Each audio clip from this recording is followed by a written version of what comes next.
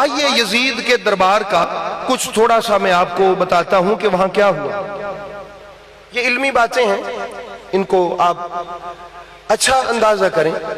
मुअर्रिखीन ने बड़ी मेहनत से सनदों के साथ तारीखी हकायक जमा किए। ये यजीद वगैरह को बचाने के लिए अपने बच्चों को पढ़ाते हैं, वो जी आप तारीख की किसी किताब को हाथ ना लगाइएगा, ईमान बिगड़ जाएगा। ईमान क्या बिगड़ेगा, आपको यजीद का पता लग जाएगा। यजीद वगैरह का आपको क्या लगेगा, यजीद वगैरह का आपको पता लग जाएगा, इसलिए आप ना पढ़ें कभी भी। तो अहबाब गिरामी देखिए, जब यजीद के दरबार में इमाम हुसैन अलैहिस्सलाम का सरे अक़दस गया तो वहां रूम का, ये जो इटली है, वहां के बादशाह का एक सफीर था। उसने पूछा ये किसका सार है जिसको तू छड़ी मार रहा है। नंबर 1 एहतजाज, गौर कर लीजिएगा, तवज्जो से सुनिएगा मेरे भाइयों। ये आज का दिन इमाम हुसैन अलैहिस्सलाम के नाम का दिन है, तो आप यूं ना समझें वक्त ज्यादा हो रहा है। ये बातें सुने, इसको याद रखें और अपने बच्चों को याद करवाएं। इटली का ये रूम का सफीर था, वहां बैठा। उसने पूछा ये कौन है, ये किसका सार है।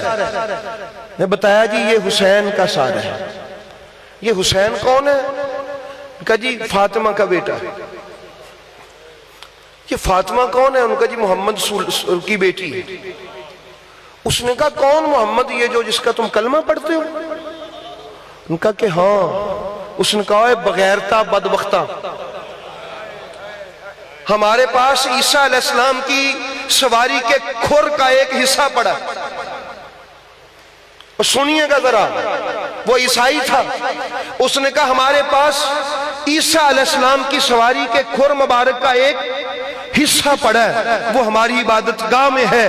कितने 100 साल बीत गए, ईसा अलैहिस्सलाम का कलमा पढ़ने वाले ईसा की सवारी के उस खुर की जियारत करने आते हैं। ओए लानती, तुझे शर्म नहीं आई कि रसूल की बेटी के बेटे को कत्ल कर दिया।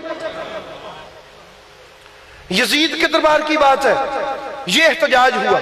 वहां यहूदियों के किसी बादशाह का नुमाइंदा था। उसने कहा हमारे पास हजरत यहया अलैहिस्सलाम की सवारी का वो उसके पांव का कुछ हिस्सा पड़ा है। तू इतना बदबख्त और कमीना है कि तूने अपने रसूल की बेटी का बेटा, जो सिर्फ एक वास्ते से रसूल का बेटा है, उसको ही कत्ल कर दिया। अब ये बातें हो रही थी कि यजीद की बीवी हिंद, ज़ौजा यजीद, एक तो यजीद की दादी थी ना हिंदा, जिसने हजरत अमीर हमजा का कलेजा निकाल के चबाया था। एक यजीद की बीवी थी हिंद, हिंद ज़ौजा यजीद। वो दरबार में आई, उसने अपना दुपट्टा उतार के नीचे फेंका और आके खड़ी हो गई।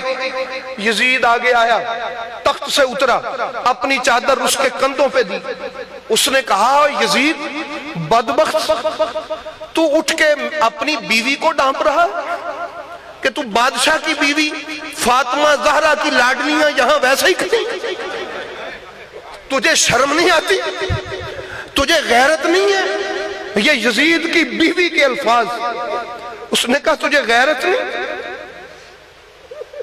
कि सैयदा ज़हरा की बेटियां ऐसे खड़ी हैं और तू अपनी बीवी के ऊपर कपड़े डाल रहा है। तो तब वहां से कपड़े लाए गए और बीबियों को कपड़े पेश किए गए। यजीद की बेटी आतिका बिन्ते यजीद वो दरबार में आई। उसने आके कहा अब्बा यजीद आप कितने संग दिल और जालिम। हुसैन अलैहिस्सलाम की बेटी यहां प्यासी तड़प रही है और ये रसूल का बेटा और ये उनकी बेटियां। वो एहतजाज सुन रहे हैं आप, किस किस ने एहतजाज किया दरबारे यजीद में। यजीद घबरा गया और एक सहाबी रसूल उठे। उन्होंने कहा यजीद बदबख्त, ये जिन होंठों पे तू छड़ी लगा रहा है बार बार, इन होंठों को मैंने देखा है कि मुस्तफा बोसे देते थे। तुझे शर्म नहीं आती, तू इन होंठों की बेअदबी करता है। तो अहबाब गिरामी, ये यजीद फिर घबराया इन बातों से। तो इन बातों से घबरा के उसने फैसला किया कि मैं इस काफले को वापस भेजता हूं। मसला समझ गए हो कि नहीं समझे। अब भी अगर कोई ये समझे कि यजीद का कोई कसूर नहीं है वो बेशक जितना बड़ा मर्जी मुफ्ती हो, वो हमारे जूते की नोक पे, उस पर भी लानत और उसके यजीद पे भी लानत।